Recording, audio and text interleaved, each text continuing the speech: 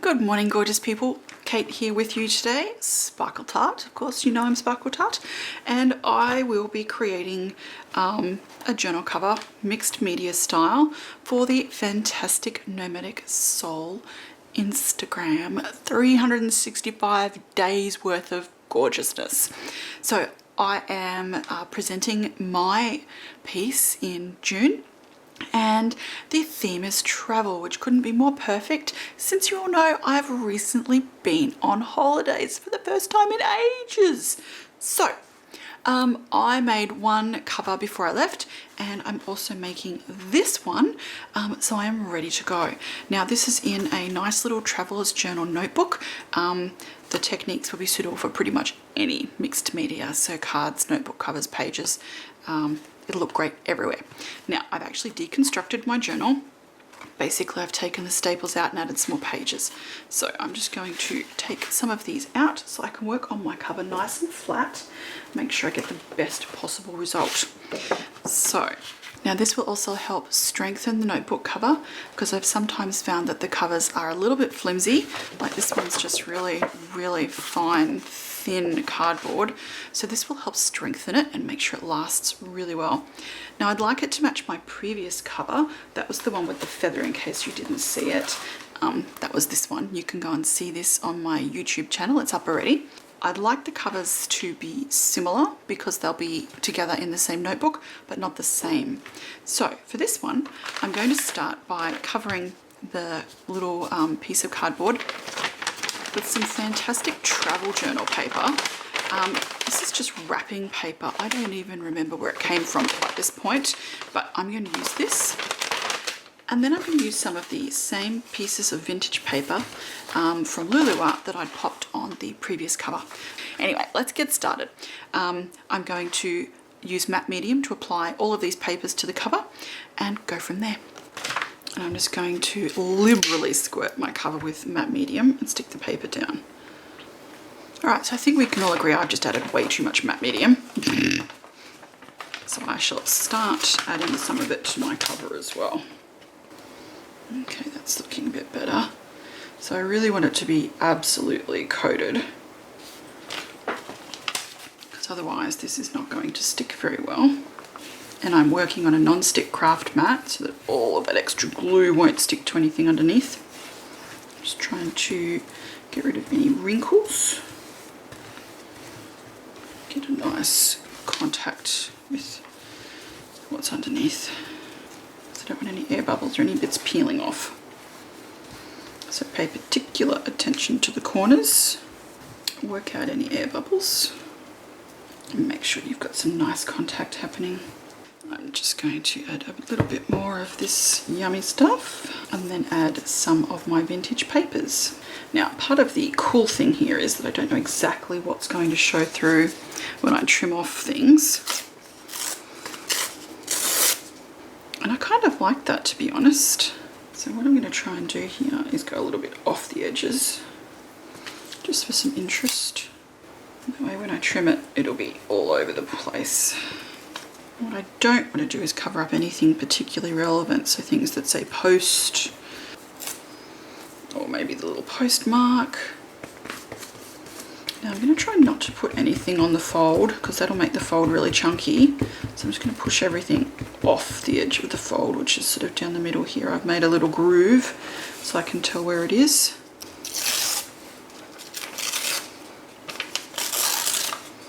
Now I've got a few bits of paper here that are more just blank paper, but it's still from that same vintage book. So it's still got the same colour. Alright, so I'm going to leave that there and let it dry.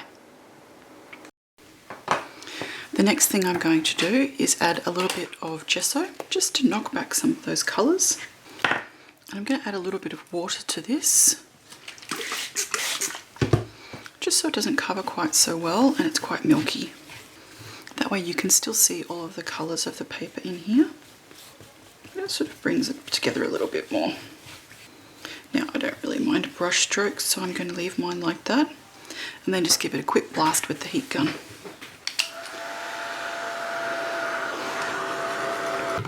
Now without really waiting for this to dry, I'm going to add some ink and this beautiful stamp from Catherine Pooler.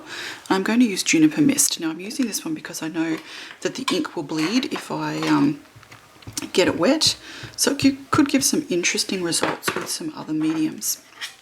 I'm just going to stamp this down the side here, and I'll add the same to the back. And I'm going to use that same coloured ink to add a little stenciled design here. And this is just from one of the Crafters Workshop stencils. Now again, I know that this ink will run and will lighten if I get any water-based products on it, but that's cool. So that's it for there. I'm just going to add a tiny little bit on this other corner. Now I'm not actually going to do a whole lot to the back of this. I just need a little bit of colour on there, just so it's not quite so strange and naked. Alright, pop that particular ink pad away. So I've just got this little compass here from Catherine Pooler as well. And this one I'm going to stamp using the black ink, which is waterproof once it's dry and set, and it's called Midnight. Now it might not stamp perfectly because it is over the top of many pieces of paper.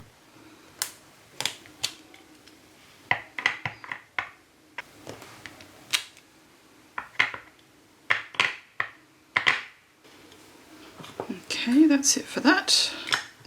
Next step is to add both some texture paste and some crackle paste.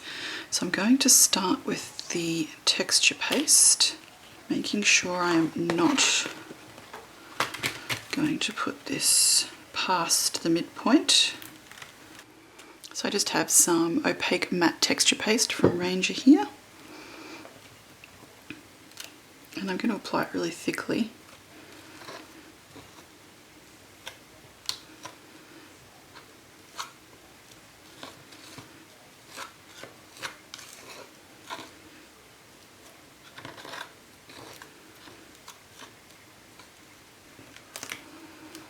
Move that.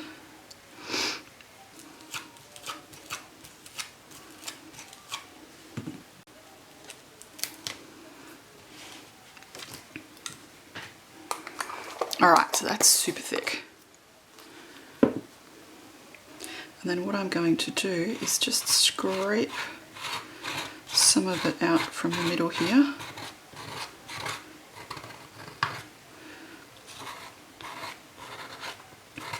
Around where the circle is.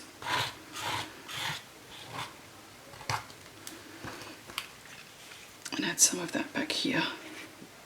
But just a little. Don't really need a whole lot.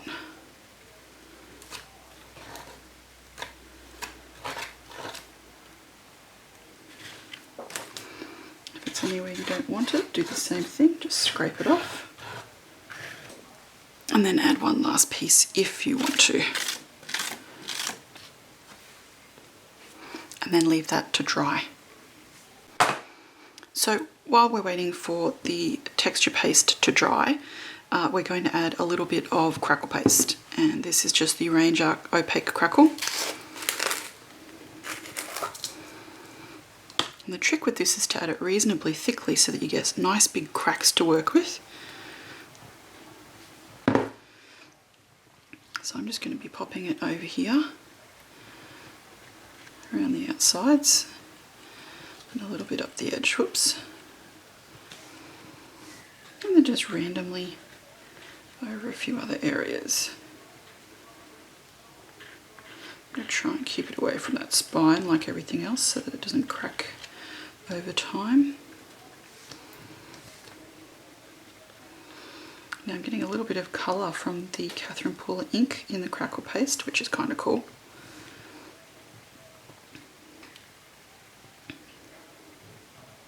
Have I mentioned how much I think that that is absolutely gorgeous where the ink is bleeding from the crackle paste? That is so, so pretty. let's pretend I did this bit on purpose because it's so nice.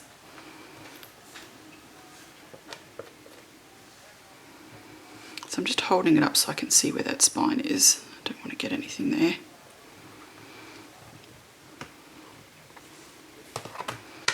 And then let that dry.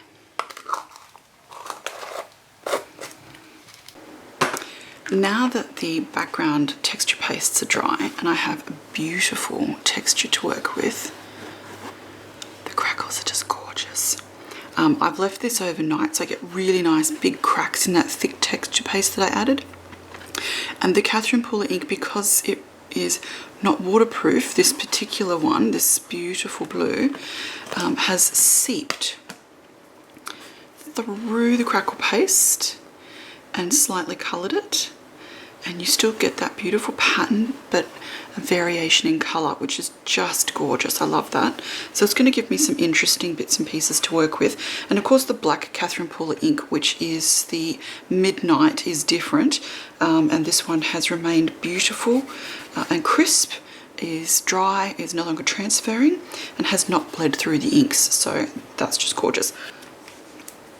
Alright, so next I've got a scruffy old water brush, and I'm going to use some of the gorgeous new Lindy's products, which are Starburst Squirts. And I have Poutine Gold, please excuse my pronunciation here, Polite People Purple, Looney Toony Teal, and Banff Blue. Now I kind of had to use Banff Blue since I'm going to Banff. Banff, I'm not sure how to pronounce that yet, B-A-N-F-F, Banff. So, and I think the Banff Blue is going to go quite well with this gorgeous design over here. Now with these new Starburst Squirts, make sure the cap is tight and that you've given it a good shake each time, and I believe that these do get thicker as you use them, so if yours didn't come with a ball, it might be a good idea to pop one in. Now I'm just going to spread this around over here on the Catherine Pooler inks to start with. As you can see, it is really, really gorgeously dark. And I'm just going to take it over the edges. Maybe some around here. Because I want that to seep in to that beautiful texture paste. Crackle paste in particular. Now you might have to add a bit more water to make that happen, and a bit more product even. That's why I'm using a water brush. Give me a bit of control over the product and how thick it is. And go straight over that stamping and take that out. Now that's going to be quite pale with what I've done to it. Oh yeah, that just blends into that Catherine Pooler ink. That's gorgeous. So if you would like it to be a little bit more pronounced, the colour, just add a bit more of the squirts. Now you can see that that is just seeping between that crackle paste there. That is really quite cool. Now it's also going to mean that this particular background page ends up quite wet, so it's going to take a fair while to dry here. Just put that down here as well. And of course, if at any time it's too dark, just squeeze that water brush and blend that colour.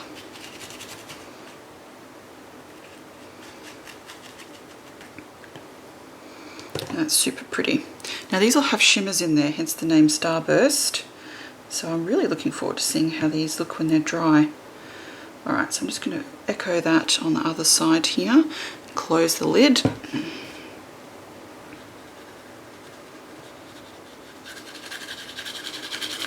And without re-inking my little water brush, I'm just going to spread some of this colour around.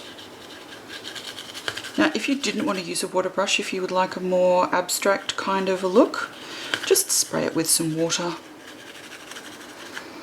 and you won't get the same control, but that will help it move into all those crackly areas.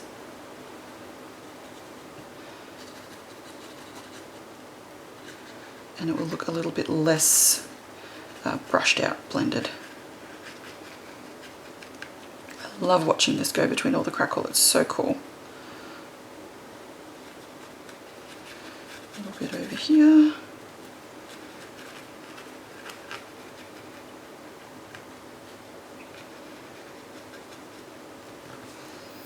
Okay, now if that's to your liking, just leave this.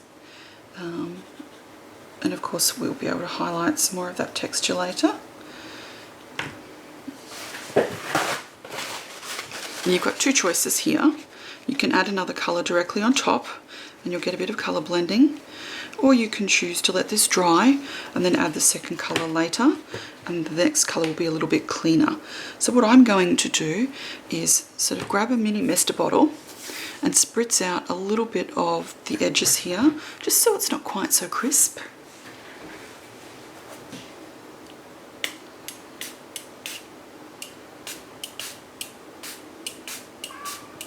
See how you're getting that gorgeous wicking? Hey, Miss Jade.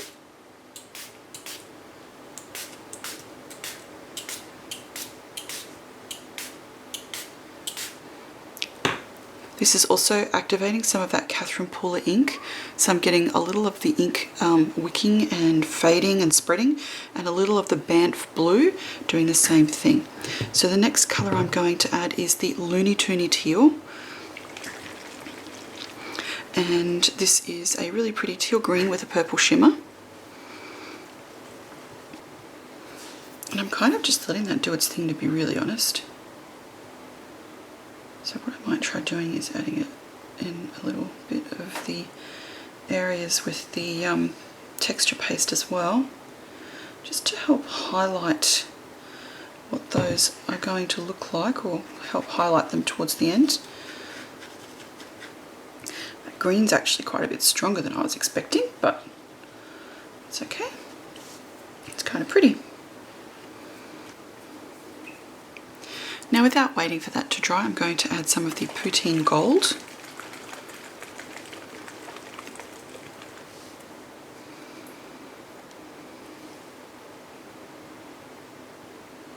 You can see I'm just adding tiny amounts of this.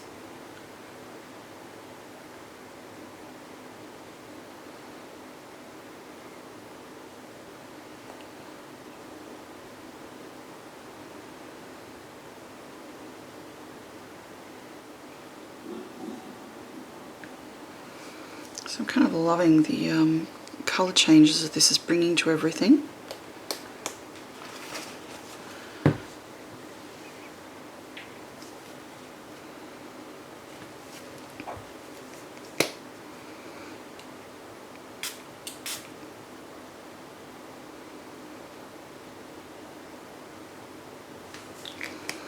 Super, super pretty. And my last colour is going to be the Polite People Purple.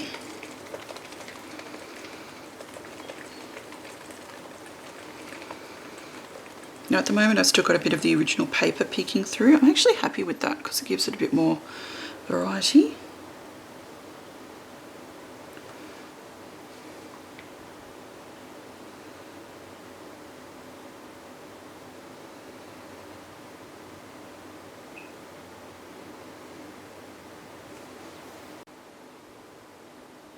I'm trying to get it to run on the other side as well, but that's just not cooperating. Now, I don't want to completely cover everything I've already done, so I'm going to add the purple in some areas that don't already have colour, and some areas that already do. Now you might need to add a bit more spray at this point, but gosh, I'm liking that already. That's so pretty. Oh, that's nice. Alright, so I'm just going to spray a little bit of water on here, just to help move that colour around a little. Oops, helps if I spray in the right direction.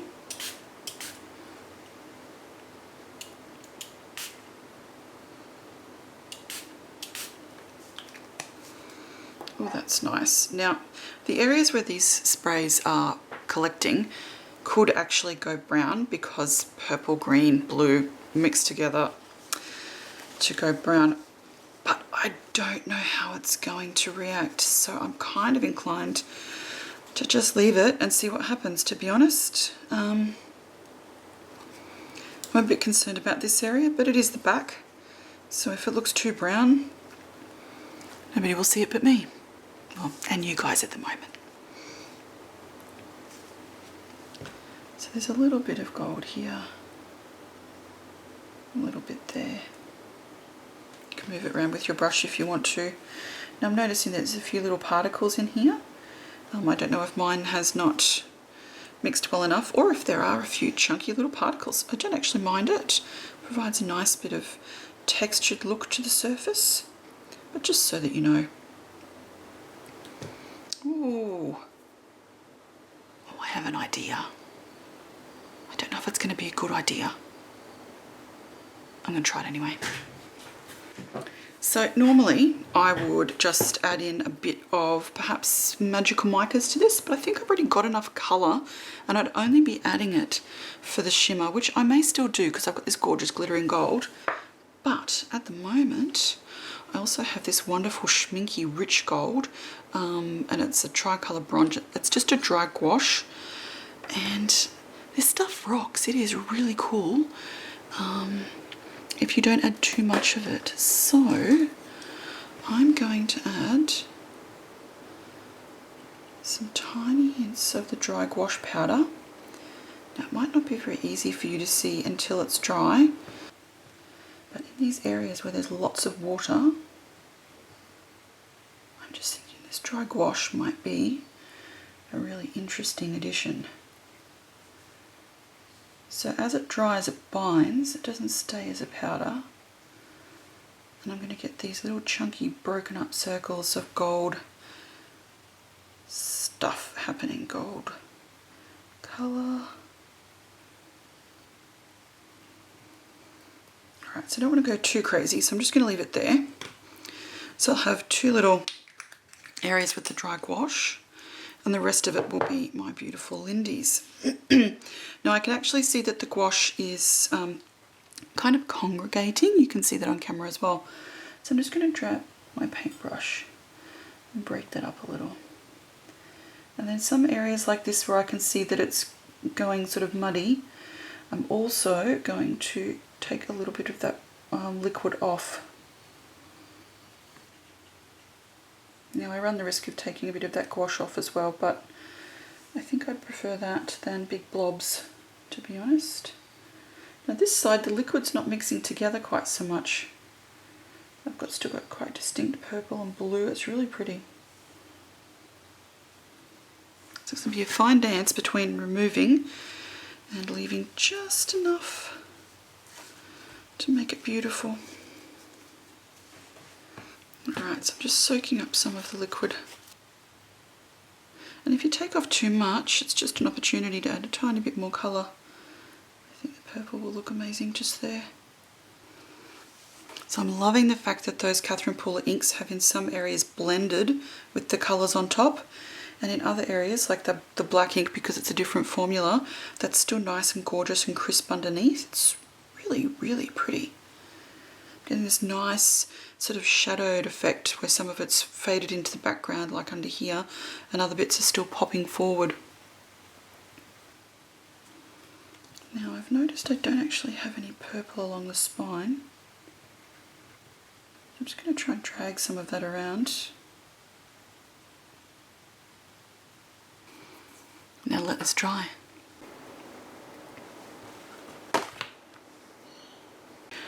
Okay, now that this is dry, it is so gorgeous. I don't even know how to describe it. There's some paler areas where the water has diluted the squirts. I've got graded colour on the letters depending on how deeply it has soaked into the moulding paste. I can't even tell you how amazingly gorgeous that is. The sparkle from the mixture of the dry gouache and that gold squirt, which turned out to be a lot more shimmery than I expected, is just gorgeous. The inks coming through in some places, the nice strong colours, but you can see they kind of blend into the design here. The back's a bit stronger, but I'm cool. Look how beautifully that word stands out. I haven't even done anything to it. And the back, because I've added more squirts there, because I wasn't playing with the water so much, is just this gorgeous rainbow of shimmer. I don't even know how to describe it. And the interesting thing is, it's not coming off of my fingers. There's no shimmer movement at all. So unlike my beautiful sprays that you know I love, this stuff is not letting any of that shimmer go. There's no transfer. I haven't got sparkly fingers. So that is a nice surprise. It is just so pretty.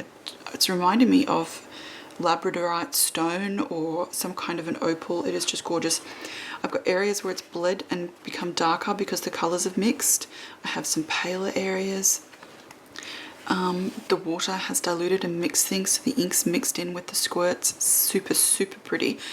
I've got, completely by accident, this beautiful graded colour on these letters just by how it's soaked in on the moulding paste. I can't tell you how cool that is. I'm just loving that. The front cover is so pretty just as it is. I'm going to have to sit here and think about how I'd like to decorate it for a little while, because it is so gorgeous that I really don't want to cover up very much of that at all. The areas where I have left drips of the squirts are much more intense in both their colour and their shimmer. For example, you saw I just dripped it on here. Look at that. The shine is just out of this world. And then where I've sprayed to help dilute the colour, I've got this wonderful shimmery, beautiful gorgeousness. Isn't that just stunning? And all I did was add a little stamping, drip on some colour, and let the inks and the squirts blend. That is so, so, so pretty. Let me think about how I want to finish this off for a little while, because I don't want to ruin it and I don't want to cover too much. So let me give this some thought and I'll be back and show you what I do to complete my cover. So I've decided to add just a few small embellishments along with a little passport size photo. And I'm going to use the same colours that I've used on everything else, but I want them to be more muted. So I'm just going to spray everything with a little water before I start. Whoops, didn't mean to spray that bit. So that whatever I add will be nice and pale, because I really want that background to be beautiful and bold and the front to be different. So I'm going to add some of the poutine gold, and I'm just going to touch this ribbon to the squirts, because I don't want to colour the whole ribbon, but I would like to add some colour to it, if that makes sense. Okay, so there's the back coloured, just flipping it over and adding a little colour to that. Okay, so I have a torn tag, a torn ticket stub, Tim Holtz destination words, and see the world. Now this is a chipboard that I've actually peeled in half, so it's not quite as thick as it would otherwise be. Now I'm making sure that the lids, oops, helps not to squeeze.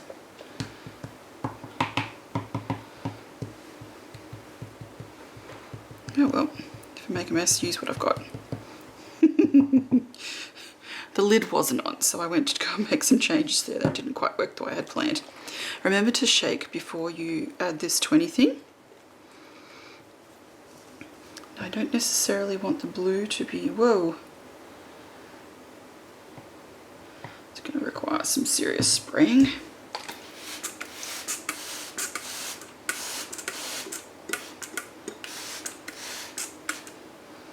Keep in mind I actually want to be able to read all of these.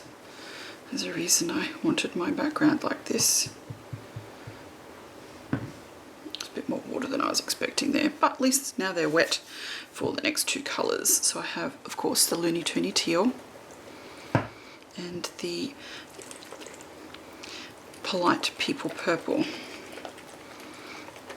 So I've already added the poutine gold and the Banff blue. I don't want to make these too colourful, but I've got so much water sitting on there now that that shouldn't really be an issue. And then the Polite People purple. Now I don't really like what that green's doing there. Might have to take a bit of that off.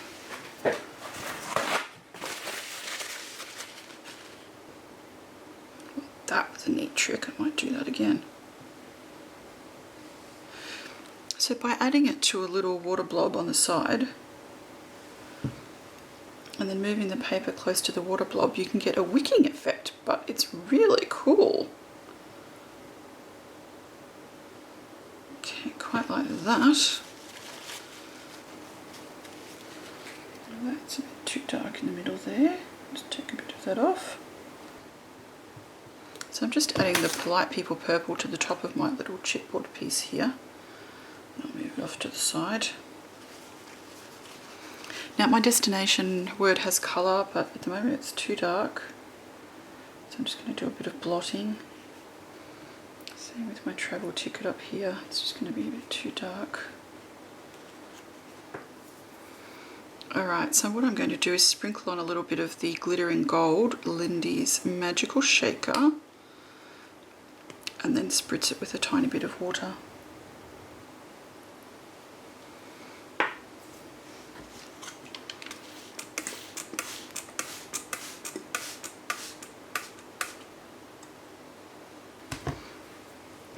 Might need a few extra shakes of Magical Shaker, I think.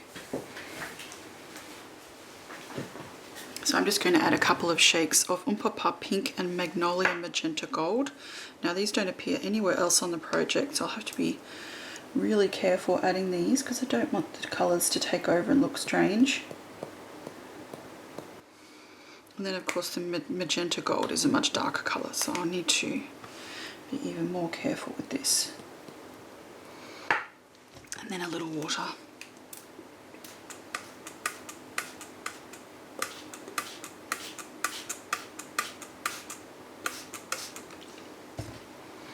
And then blot, because you don't want it to be too dark. Alright, so I'm happy with See the World. I'm going to move that over to the side.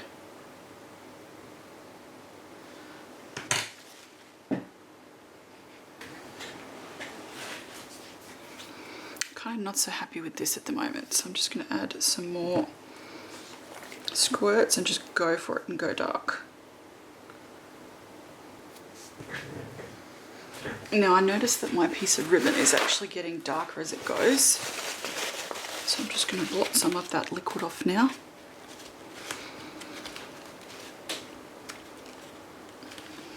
So that it stays nice and light.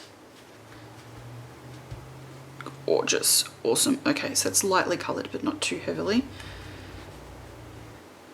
Okay.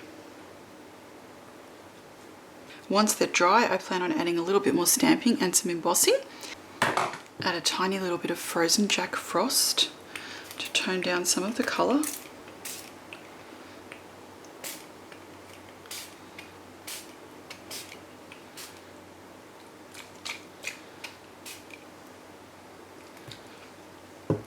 And then just blot any areas where you'd like something to show through, like the word.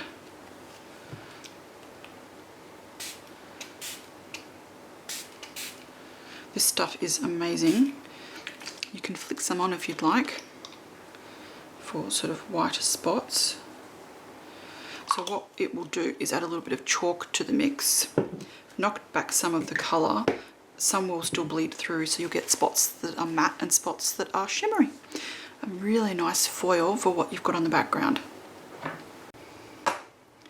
Okay, so now that all of my little elements are dry, I've gone and added some of the black Catherine Paul ink just on the edges using my little ink applicator tool. And this has sort of helped bring everything together because it looks a little bit more similar. And any of the main sort of elements where I know exactly where I want them to go, I've just added a little bit of glossy accents and stuck them together, and I'll have to stick the rest of that down later. It just means I can play with the positioning a little bit.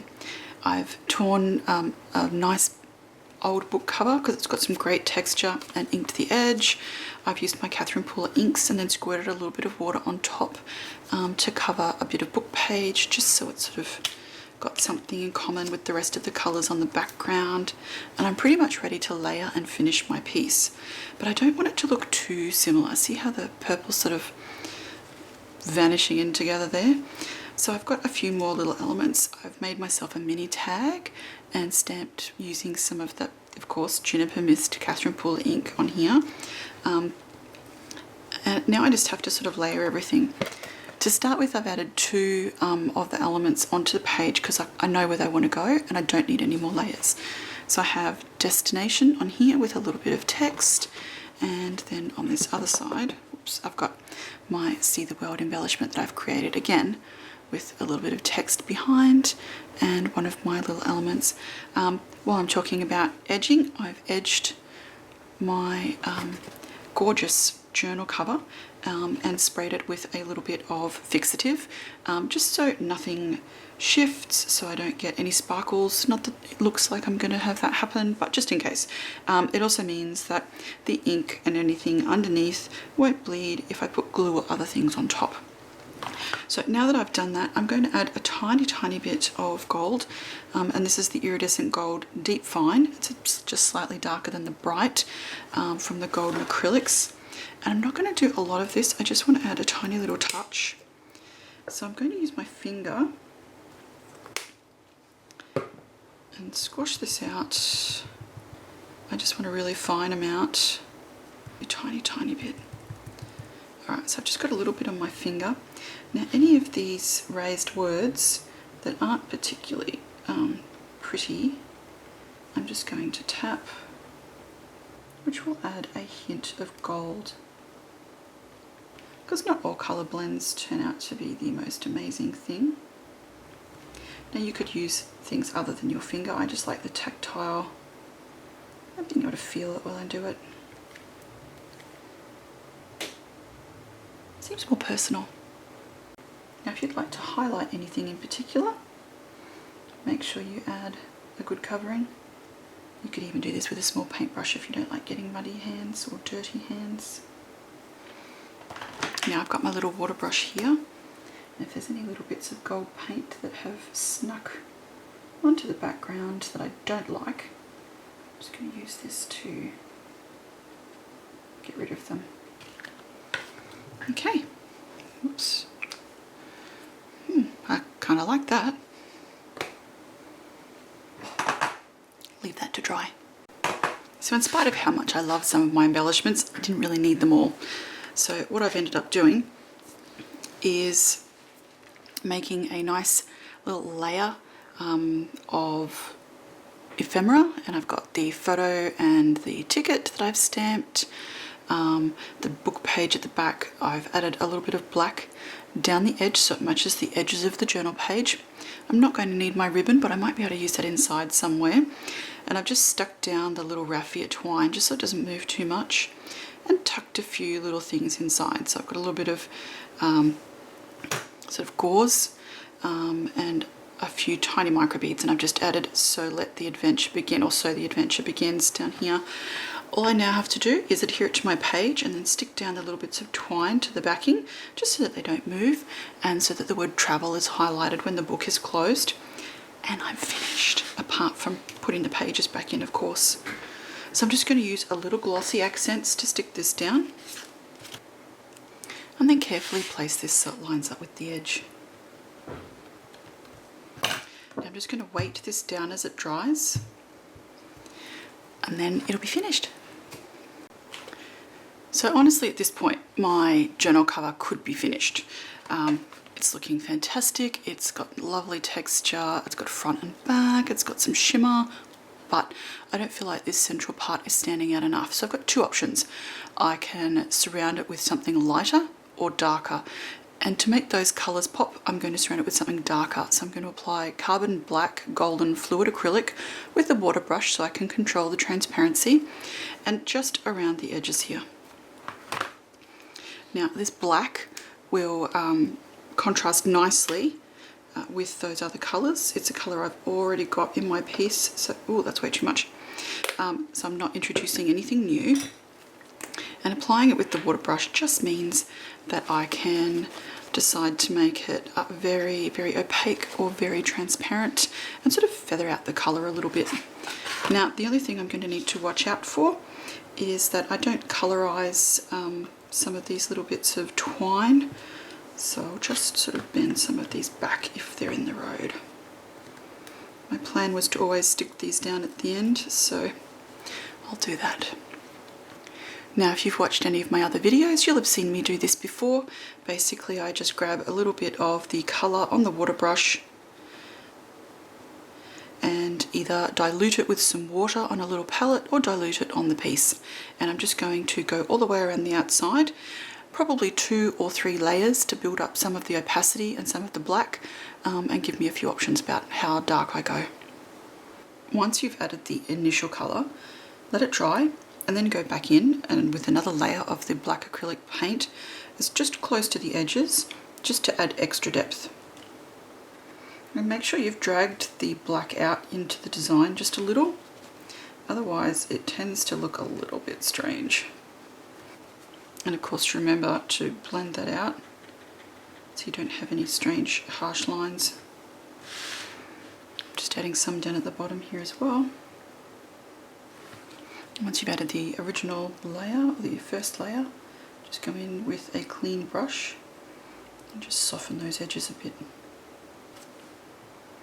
You want it to look like part of the background, not something strange and sitting on top of it. Okay, time for the second coat.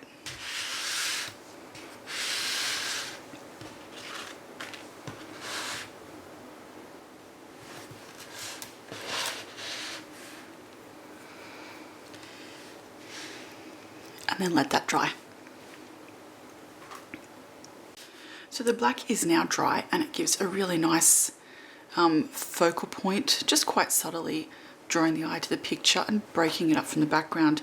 So the only thing I need to do now is splash on a little bit of white just to give that dark some kind of connection to the rest of it. So I'm just going to cover up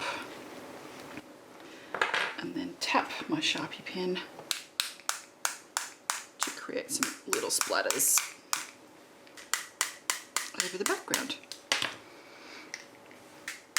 If it's not quite splattery enough, just prime the nib and then start tapping again.